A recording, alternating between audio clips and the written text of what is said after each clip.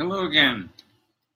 We're now on session 5, chapter 5, or as you see the book, I also use the words that spell out the title, Broken Crayons, also as chapter headings. This is chapter E. The title, as it shows here, Wrappers, Boxes, and Other Limitations, or Creative Barriers and Roadblocks, Yours, Mine, and Ours.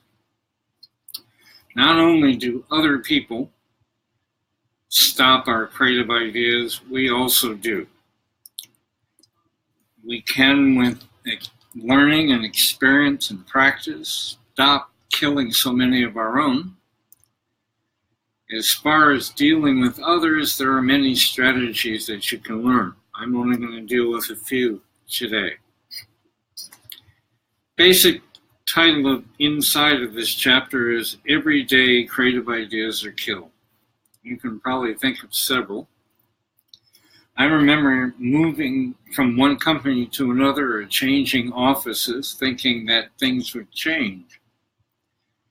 But it only took a couple times of the new supervisor, the new manager, or the new department head demonstrating that he or she was an idea killer to show that no, it's pretty much an inherent thing in so many places. Perhaps some of these statements are familiar to you. Why, that's impossible. We don't do things that way. We've tried that before. I wish it were that easy. Who told you you could change the rules? When I first heard someone make a presentation about such things, he called them the killer phrases. He called them the devil's advocate type of phrases. And then he created something he called the angel's advocate, which was phrases that supported ideas, encouraged them, and pointed the people in another direction that perhaps would get them to a closer thing. Well, over the years, especially when I was writing this book, I came up with my own terms for those killer phrases, those devil advocates or angels advocates. I call them tombstones and trophies. What I see is a cemetery full of tombstones with ideas written on them that never had a chance or were stopped partway. Another graphic, some of the things you might have seen on those tombstones when you were there. Some examples. I've read a few already, but here's a couple more. What a lemon. Might not hear that much anymore. This is absolutely incorrect. In most cases, that's hard to prove. It's hard to prove a negative. It won't work because I said so. Too many parents have a tendency to say that one, as well as supervisors. What a crackpot idea. And I'll go through just a few more. Talk about far-fetched. Each generation has their own terms that they use as they get to the point of supervision. Too extreme, not extreme enough, illogical, too logical. And the list goes on and on and on. And one exercise often done in creative thinking workshops is to have the audience itself or the participants generate a list of such ideas. Sometimes I've twisted that around to get variety, as I have half the room doing the negatives, the other half doing the positives, without either one knowing what the other one is doing. Basically, by handing out an envelope which said, come up with ideas that would be tombstones, or come up with ideas that would be trophies. And then we discuss it at the end, after the short exercise of maybe 10 or 15 minutes. Then the next step is, what do you do when you're given a tombstone?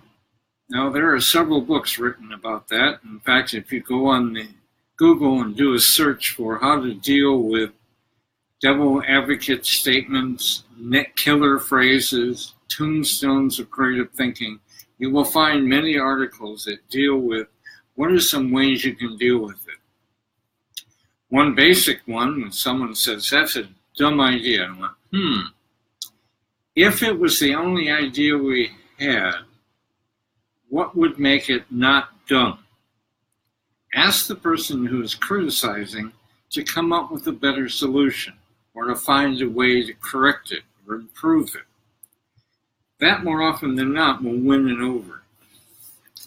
The goal is to get to this point, where more often than not, especially in the early idea stage, you're handing out little trophies. You're not saying, that's the absolute best idea possible. No, but you're saying things like, it has possibilities. I see you're excited about it. It's impressive. Does make some waves, but wait a minute, we're in the idea stage. Let's do that. Crazy enough to work. I've been in many offices where they were doing this type of thing and watched how powerful it became and how the idea flow increased and increased and increased. A few more. Charts new paths. Best I've heard. A lot of foresight behind that. Good enough to work. Opens extra markets that we hadn't thought of, and so forth. Chances are you can generate many more. Now, the subtitle on this chapter had to do with barriers and roadblocks, or fears. And in the chapter, which I'm going to post some of this so that you can print it out yourself and read it later, instead of trying to take quick notes in the few minutes that we have. Fear of failure. Most people fear failure, not being able to succeed. But as you know, the more you get to know inventor-type people, people who invent as their way of life, you find out that 90 to 99 times they're failing. But they're not seen as failures. They're just seen as solutions that they're not sure what to do with yet. The reluctance to play. Some people, especially the more logical types, have a tendency to resist playing. Well, I think there's another one. Too much play. I see a lot of use of serious play, which is very valid. My concern is it doesn't fit all thinking styles, and it isn't effective in the long run. It is tolerated more than actually learned from. You may want to explore that. If you're one who does a lot of serious play or with toys or games and so forth, you might want to test it out to see if you actually are getting the point across. Are they leaving your training or your audiences going, I'm going to add more play to my life? I really got the point out of that. I've been too serious. Not 100% sure that's what's happening. The third is seeing very limited resources available. Some of the most effective, most successful creative results or projects came from having almost no resources at all. The architect that I worked with for a little over 2 years, Gunnar Burkertz, who sadly passed away this week at 92, won every award you can win around the globe. Most of his projects from the early 50s until his last one, the National Library for Latvia, built in Riga, where he came from originally. One of his projects I got a chance to work on was an art gallery. One of the issues that came up during the programming or the analyzing of what the client wanted and how much the client had to spend, turned out the budget was so low that even a basic block building would have been a challenge. So Gunnar's choice was to go ahead with even lower price materials, corrugated metal that you see on factories, But how those of us who got to work with him in the design of the building, it was how we colored them, the walls took shape, the windows. He was famous for what he did with light, natural and unnatural, or human-made light. How he brought light into his spaces in many ways. Not just a window like it's over here on my left, or the window straight ahead of me, and there are windows behind me. He would have had skylights. He would have had indirect light in 3 or 4 other places to bring the natural light in. That building ended up being an award winner also. Going on to other ones, being too certain. When I hear people say that they absolutely know this is going to work, bells go off in my head, going, there's a potential problem here. We're not seeing it. They're too certain.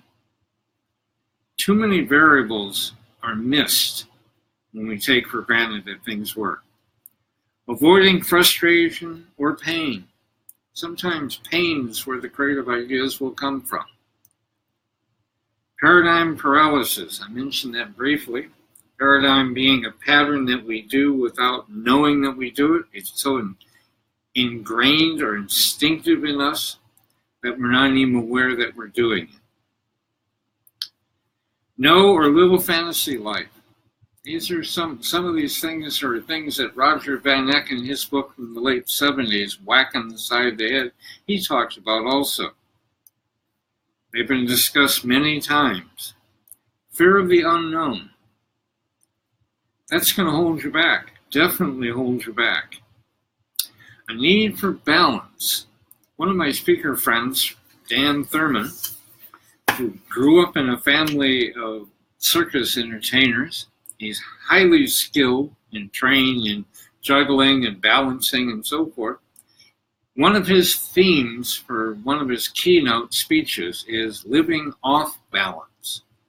And he stresses the fact in it and demonstrates how using your off balance, using balance occasionally, is much better than being balanced all the time.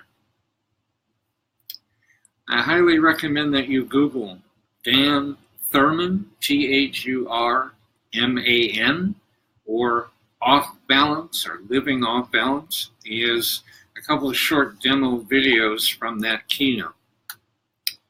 Not using influence. Definitely. The more I read books like Power of Positive Thinking, How to Win Friends and Influence People, and so forth, that were popular in the 60s, some in the 70s, and a few scattering since. It's the power of influence. Who do you know? Who do you know that knows someone else? And so forth. Or the theory of 6 degrees of separation. The theory that any one of us on the face of the earth within 6 connections can connect with anyone else on the face of the earth. Not letting go. Well, too often we don't let go. I'm sitting in my creativity studio, in which currently I have a lot of things temporarily stored that are things from the past. Things that may be multiple duplications. They may be files and props and things that I haven't used in 10 years or 20 years. But rather than throw them out, letting them go, I have a tendency to reorganize, and narrow it down step by step, as I was this afternoon with some. Emotion avoidance, avoiding emotion in meetings. It is hard to deliver a client's ideas to clients when you have a pretty strong gut feeling that they're very emotionally tied to X, and you're trying to showing Q and R. Pays to think that out, test it out, and be prepared to dealing with the emotional reactions. No balance yin-yang, no balance in your life. Here it's a contradictory one to the earlier one. Yes, we need balance at times. But we also need to look at no balance to help us move through certain periods of our time. And the 14th one I deal with in this chapter is not using all of your senses. We need to use all of our natural senses and our imaginary senses in order to truly deal with problems. So my suggestion in this session is never judge or kill an idea ever again, but always test and challenge a solution before you go ahead. One of my more recent mistakes on that one was having been told not to photograph, and I chose to photograph something I thought was funny to me, but I didn't consider how significant it was to the person who told me, don't photograph. And I ended up serving a week in jail and 3+ weeks in prison because of it.